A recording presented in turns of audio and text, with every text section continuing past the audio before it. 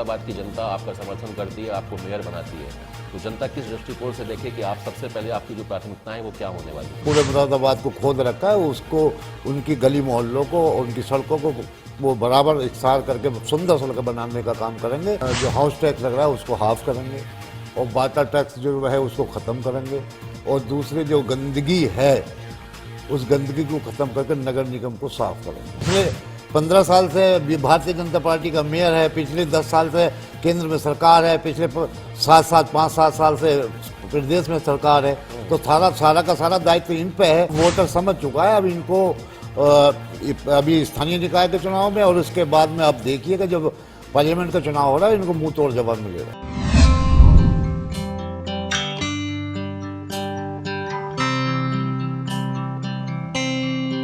नमस्कार, स्वागत है आपका एक बार फिर से आपके अपने खास कार्यक्रम में जिसका नाम है ग्राउंड जीरो। मैं हूं शिवम।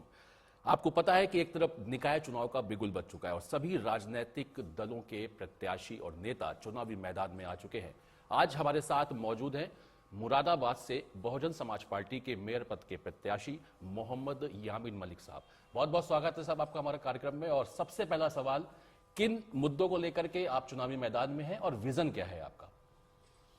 देखिए, सबसे पहले तो हम जो इस सरकार ने भ्रम फैला रखा है, कल भी मैं एक प्रोग्राम में गया था तो वहाँ जो ये इलाहाबाद की घटना हुई है, बंधु भाई पे बात कर रहे हैं, एक राजनीतिक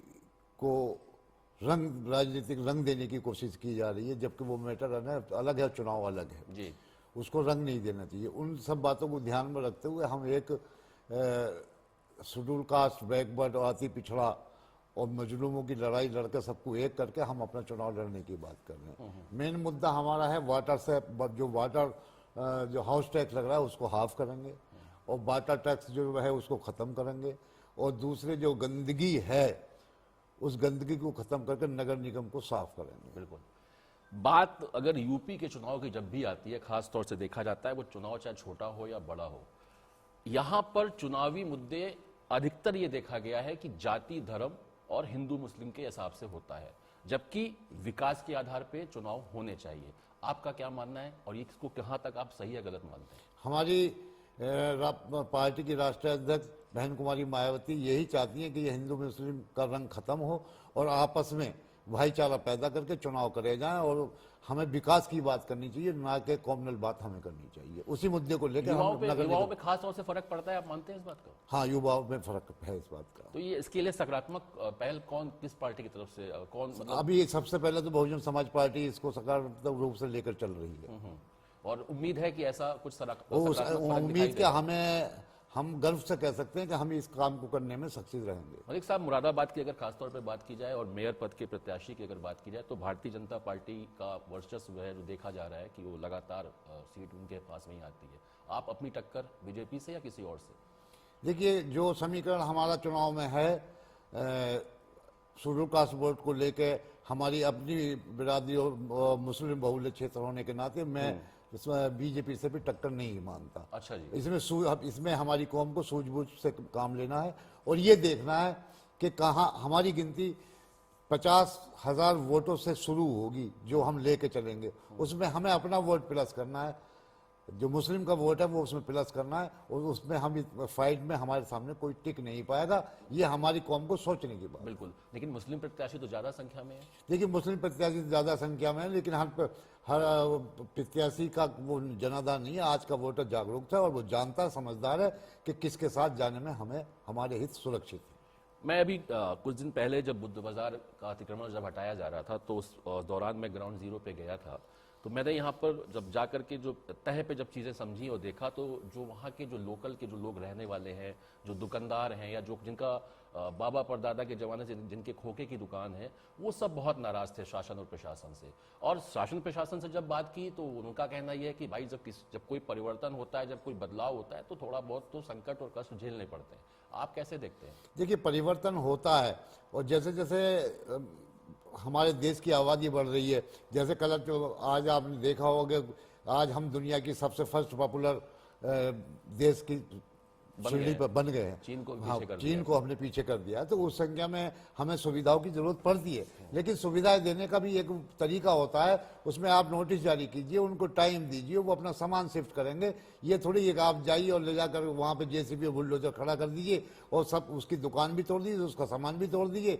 उसको मौका देना चाहिए, जो कि प्रशासन ने नहीं किया, जिससे व्यापारी खिलाफ है, जिसका परिणाम इनको इस चुनाव में भुगतना पड़ेगा।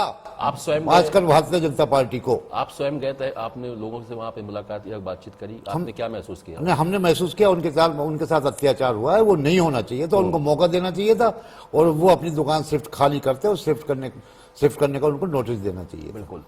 स्मार्ट सिटी की बात हो रही है मुरादाबाद शहर में, लेकिन यहाँ का ट्रैफिक व्यवस्था देख लीजिए, यहाँ की सीवर लाइन देख लीजिए, यहाँ के पानी की व्यवस्था देख लीजिए, सब कुछ अव्यवस्थित दिखाई देता है। ये किसकी कमजोरी है? ये यहाँ पे जो नगर निगम जिनके हाथों में है और जो सरकार प्रदेश में और देश में चला रहे हैं, वो सब उन्हीं की कमजोरी है, सब उन्हीं को करना है। पिछले 15 साल से भारतीय जनता पार्टी का मेयर है, पिछले 10 साल से केंद्र में सरकार है, पिछले 5-7 साल से प्रदेश में सरकार है, तो सारा का सारा दायित्व इन पे है। अब वोटर समझ चुका है, अब इनको अभी स्थानीय निकाय के चुनाव में और उसके बाद में अब देखिएगा जब पार्लियामेंट का चुनाव हो रहा है, इनको मुंह तोड़ जवाब मिलेगा। लेकिन पिछले विधानसभा चुनाव में आपकी अगर पार्टी की बात की जाए, बहुजन समाज पार्टी की, तो बहुत खराब प्रदर्शन था। कुछ फर्क पड़ा आपको नहीं लगता कि जब कोई ज्यादा खास दिन नहीं हुए, अभी विधानसभा चुनाव हुए और अब स्थानीय निकाय चुनाव हो रहे हैं, तो पार्टी के अगर पॉइंट ऑफ व्यू से अगर आपसे पूछा जाए तो बहुजन समाज पार्टी को कहां देखते हैं आप? देखिए, बहुजन समाज पार्टी का जो वोट कैटेगराइज वोट है, वो बहुजन समाज पार्टी को 2022 के विधानसभा चुनाव में मिला, लेकिन मेरी जमात के लोगों ने, खासकर मुस्लिम समाज को कहना चाहूंगा, उन्होंने अखिलेश यादव को आका मान के 100% पोल उधर की तरफ कर दिया और अगर उसका हमें 50% भी पोल कर दिया। अगर प्रदेश में अगर इस सांप्रदायिक पार्टी को, जिसका नाम भारतीय जनता पार्टी, कोई हरा सकता है तो वह बहन कुमारी मायावती का नेतृत्व और बहुजन समाज पार्टी हरा सकती है। अखिलेश यादव को जितना परसेंटेज में मुसलमान ने वोट दे दिया 2022 के चुनाव में, न पहले कभी दिया था, न आगे देगा। अब वो जनता जागरूक हो चुकी है और बहन कुमारी मायावती के साथ खड़े होने के लिए तत्पर है। बिल्कुल।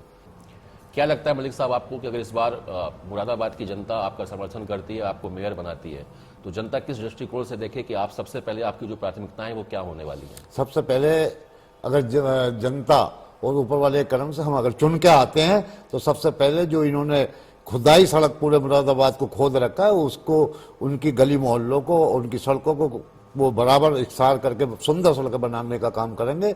और जैसा कि मैं पहले भी कह चुका हूँ कि इन्होंने हाउस टैक्स में जो बेहिसाब तरीके से हाउस टैक्स में बढ़ोतरी की, उसको हम हाफ करेंगे और वाटर टैक्स माफ करेंगे और गंदगी जो कूड़ा है घर से पैसा लेकर ये उठा रहे हैं, वो उसको फ्री करेंगे। कूड़ा उठाने का कोई पैसा नहीं होगा और रात में हम कूड़े की सफाई करेंगे। जो कूड़े के ढेर आज लगे रहते हैं, अगर हमें जनता ने मौका दिया तो हम कूड़े की बेहतर सफाई का तरीका चाहते हैं, क्योंकि हम गिरवास बूटे जुड़े हुए बंदे हैं। बिल्कुल। आखिरी सवाल है, खासतौर से जनता से आप क्या अपील करना चाहते हैं और जनता आपको वोट क्यों दे? जनता से मैं यही अपील करूंगा कि आने वाली 4 तारीख को ये सोचते हुए कि मैं ही पिछले 15 साल में जो लोग काबिज हैं, उनको मैं ही ऐसा उम्मीदवार हूं जो उनको हटा सकता हूं, क्योंकि मेरे पास हिंदू और मुस्लिम दोनों वोट हैं।